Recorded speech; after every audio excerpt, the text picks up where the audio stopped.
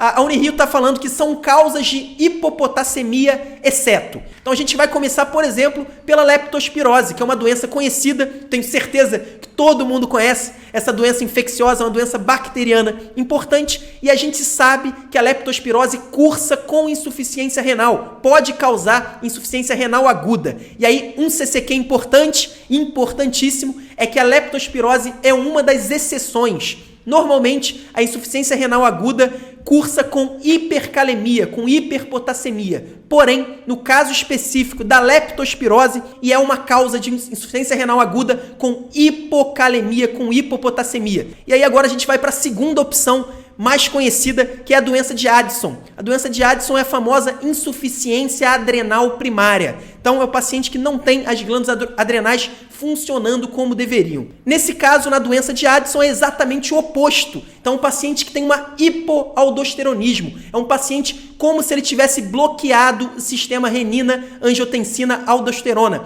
Como se ele tivesse tomado um inibidor de ECA, um captopril, um enalapril, ou então um bloqueador dos receptores de angiotensina, como a losartana. É a mesma coisa nesse ponto da calemia. O que acontece se a gente não tem aldosterona ou se a gente tem menos do que o normal? O potássio é menos excretado, então acumula potássio na corrente sanguínea. Ou seja, a doença de Addison, assim como o uso de inibidores de ECA, assim como o uso de losartana, cursa com hiperpotassemia, um aumento da concentração de potássio no sangue. A síndrome de Bartter, ela simula um uso de diurético de alça. Então, o paciente que tem a síndrome de Bartter, ele tem uma alteração na reabsorção de íons que é exatamente muito parecida com os pacientes que fazem uso dos diuréticos de alça. Então, o que é esperado em pacientes que fazem uso de diurético de alça? Hipocalemia é um efeito colateral dos diuréticos de alça. Hipernatremia, essa é até uma diferença importante entre os diuréticos de alça e os diuréticos tiazídicos. Os diuréticos de alça